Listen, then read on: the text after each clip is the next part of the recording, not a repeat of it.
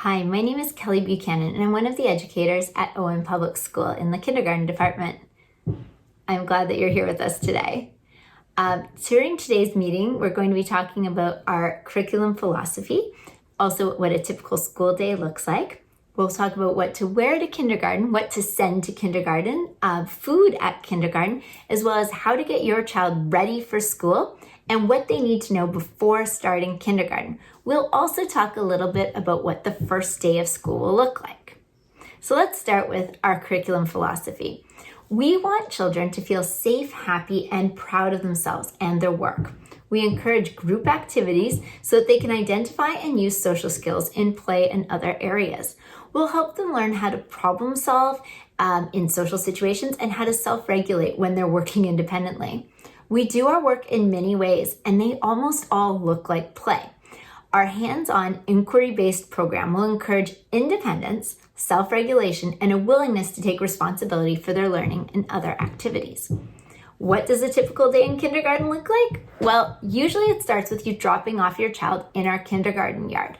At 9 a.m., our kindergarten yard is supervised by teachers, early childhood educators, and special needs assistants. And once your child goes into that yard, you don't follow them in. Once we're at the gate, we make sure that there's no grown-ups in there so that we don't have to worry about stranger danger. And the teachers will supervise them as they're in their little groups. And then when the bell rings, they line up into their lines and in they go with their teachers.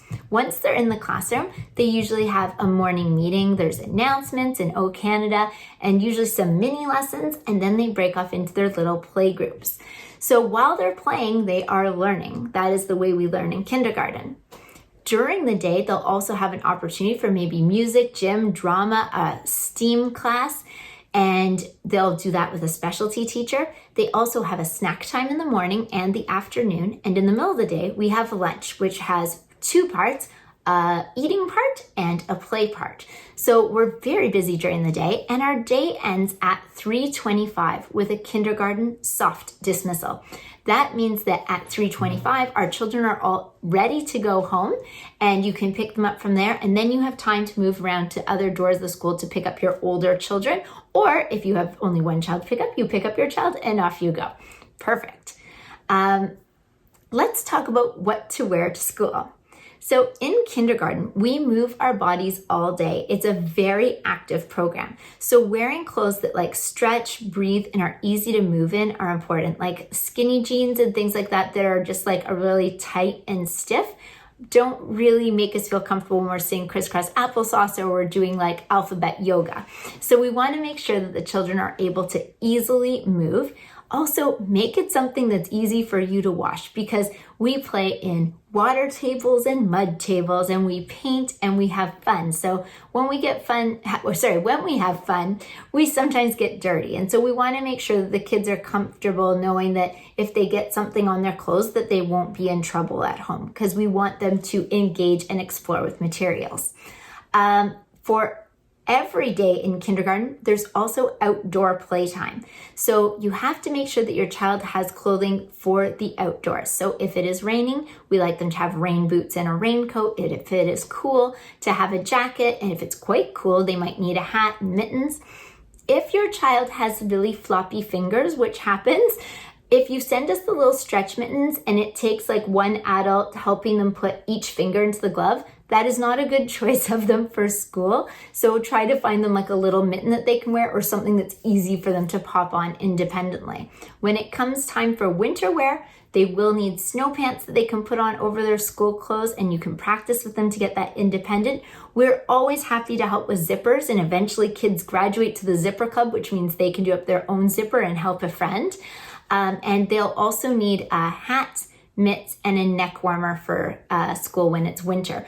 Make sure that it's not a scarf, because scarves can pose a strangulation hazard, and so we wouldn't let them on equipment and stuff, and no swings if they're wearing a scarf at school. When they come to school the first day, please send your child with a pair of running shoes. So these aren't the shoes that they're wearing on their feet when they arrive at school. These will be in their backpacks. So the shoes should have a Velcro closure or stretchy laces, but something your child can put on independently. And inside here should be a label with their name on it. Thank you very much. So once those shoes come to school, they will stay there unless they become too small, and then we send them home and say, hey, they grew out of their shoes, it's time for a new pair of school shoes. So let's talk about what else they need for school. When they come to school, they need a full-size backpack, not one of those tiny, cute kindergarten backpacks, but a big one. This is actually my daughter's from junior kindergarten. We got it at Costco. It is humongous. It has gone through the wash more times than I can count, and it still pretty much looks new. So a big backpack, and inside that big backpack on your first day will go your Velcro shoes that will come to school and then stay. They are also going to need a change of clothes for school. Now, these aren't for every day. It will just be, it comes the first day of school and then it stays at school. In the change of clothes bag, please find a Ziploc bag, label it with your child's name, and then add a shirt, a pair of underpants, shorts, and 2 pairs of socks. And those just can go in the bag. And then your child, in case they have a toileting accident or they manage to land in a puddle and get soaked all the way through, they have clothes they can easily put on. If it's a nice big Ziploc bag, then they can also fit their soiled clothes into it, and then we can send it home to you like this. I like to put them in a shirt that I will remember. So if my child comes home wearing this shirt, I go, oh my goodness, I bet there's something wet and soggy in your bag that I need to take care of. So that bag of clothes needs to go into that big backpack on the first day, and then the teachers will take it out and we have a spot for it in our classroom. So that goes in. The other thing they're going to need to bring to school every day is a reusable water bottle. It should be labeled with your child's name on it, and it should be something that if they knock it over, won't spill. So I kind of like these ones. It's like a touch button thing and my child can pop it up and she's got the little spout to drink from, and it works really well for us. Whatever water bottle works for you is great, and it will be sent home each day in your child's backpack so you can wash it, disinfect it, and send it back the next day. Your child only needs 1 water bottle for the day. If it gets empty, like if they drink it all, we have water bottle refilling areas so they can refill it with nice fresh water, so you don't have to worry about sending multiple water bottles in a day. Okay, the other thing they're going to need is a lunch bag. Now, finding a nice big lunch bag is preferred because their lunch and 2 different snacks need to fit inside here. So let me show you my lunch bag. I quite like these little containers. They have really easy latches on them. You'll also know I have labeled the front of my child's container and the back, because once it's apart and loose in the classroom, it can be hard to track everyone's back together. So I've got his doubly labeled container, and this is great because I can put some strawberries here and some goldfish here, and he's got 2 little snacks for the morning, and it's all in one container, and that can fit in his lunch bag. For lunch, you're welcome to send whatever type of food you would like. My daughter tends to like pasta, so I tend to give her this, and I have also labeled the top and bottom for her, so she'll have that in her lunch bag. With her pasta, she might want some fruit and veggies, so I can add another one of these containers. And then for afternoon snack, 1 more little container. If you put every single thing in a separate container, it can make it really hard for them at snack if you've sent like some goldfish, some cheese, some veggies, for them to open 3 containers. But something like this that has sections is nice because they open 1 and they've got it all in there. This is a nice big lunch container, so I can fit everything into it because it has to have that 1 snack, 2 snack, lunch. You'll also need to send, if they need a fork or a spoon, that needs to come to school in there as well. So there's their lunch, and that goes into the backpack as well. Now you might say, but I can fit all that in a small backpack, Mrs. Buchanan. You might be able to, but we also send home things like special crafts that we make each day, and there also might be big library books. So between that, a big backpack is best. We promise to never fill it with bricks so that your child doesn't tip over, but a big backpack makes it easy for them to independently pack their own bag at the end of the school day. So we're asking for that.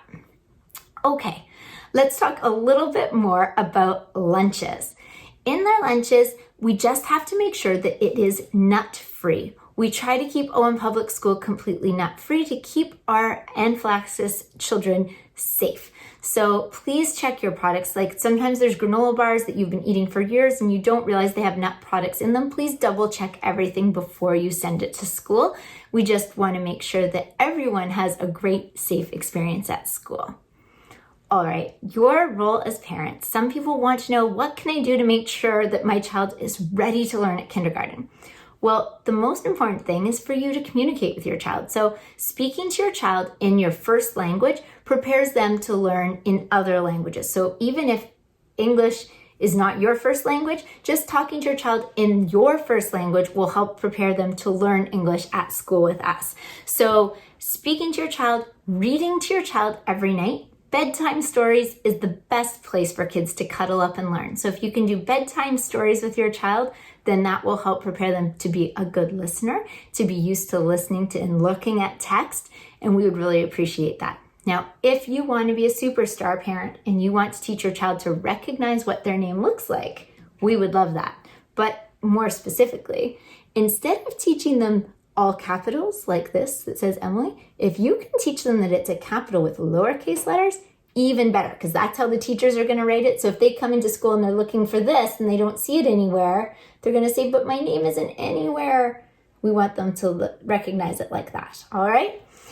So that is my little, if you want to help the teacher tip.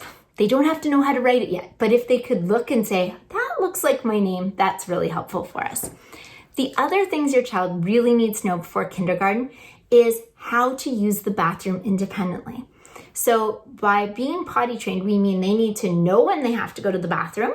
They have to be able to go into the bathroom, take down their own clothing, sit themselves on the potty, use it, do their own wiping, put their clothes back on, and wash their hands. So it's a lot of steps, so it's great if you could practice it over the summer. They also should know how to feed themselves.